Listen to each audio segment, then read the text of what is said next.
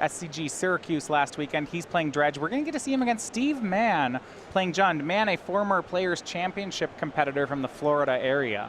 Immediately went to the sideboard here, and Steve is ready.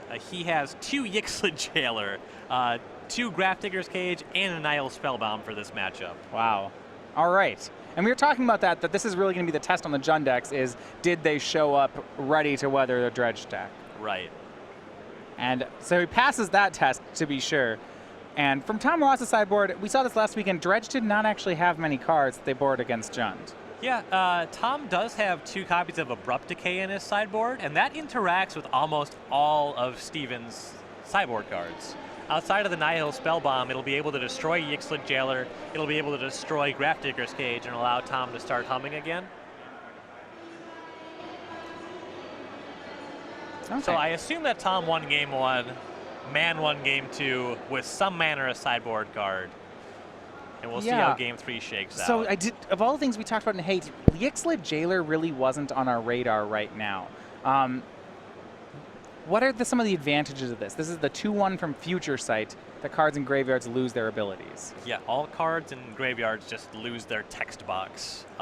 Lose all abilities. So this one, it's very similar functionally to Grafdigger's Cage, except it has legs, so it can attack. It's a little slower, but with 4 cages of diminishing returns, your second copy is not great, where this lets you at least attack. All right, well, this is going to be a uphill battle for Steve Mann. Tom starts on Shriekhorn and says go. For Mann, he mulliganed to 4 cards on the draw here. Yikes. Now, a well-timed... That said, look, if we look at his 4, he's got 2 lands, Nihil Spellbomb, and Scavenging Ooze.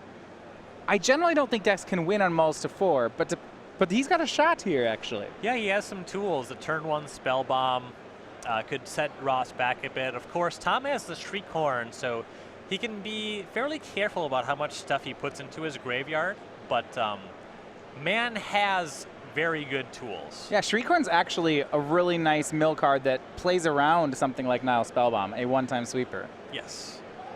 The fact that it's not all at the same time, it's actually much better positioned here than something like Tome Scour would be. Yeah, generally my complaint with Shriekhorn is that I wished it was just mill 6 for 1. But it's way better to split it up into 2s. Yeah. This is neat. So he plays Spellbomb, says go. Tom will start milling. Narcomoeba and Basic Mountain. I like that look from Tom. You gonna Spellbomb this Narcomoeba? He's not going to. Upkeep, Tom mills again. This time he mills Narcomoeba and Stinkweed Imp. This one's a maybe. I would be very tempted to pull the trigger here. Be interesting. We'll see the choice that Mann makes. If you're activating here, you're kind of betting on Ross's hand not being very functional. Yeah, he lets him have it. Now we'll see if Tom dredges. I'd be inclined to dredge. He does. 5 new cards into the graveyard. We get a 3rd Narcomoeba, a Prized Amalgam, and a Stinkweed Imp. This Narcomoeba may very well bite it. So I wanted to talk about what happened here. Steve lets Tom dredge, and now he does have to exile. Given that he ended up having to use the Spellbomb anyway, did he just give Tom a free Narcomoeba here? He was kind of betting on that Stinkweed Imp Dredge not being particularly good. The fact that it was Narcomoeba plus Prized Amalgam made missing on the second activation look kind of embarrassing. But there are a lot of combinations where I think the play is totally fine. It just kind of ended up being worst possible, where he had to use it on the 3rd Narcomoeba there.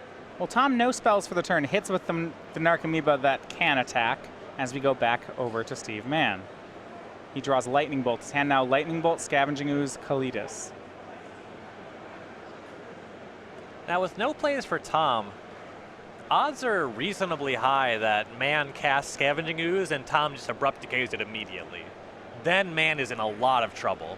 Can he play around that, or does he just have to plow right into it? No, he can't really play around that, certainly not in this mulligan. If he had a discard spell in hand, another land, something like that, he could potentially try that, but he's just kind of all in here.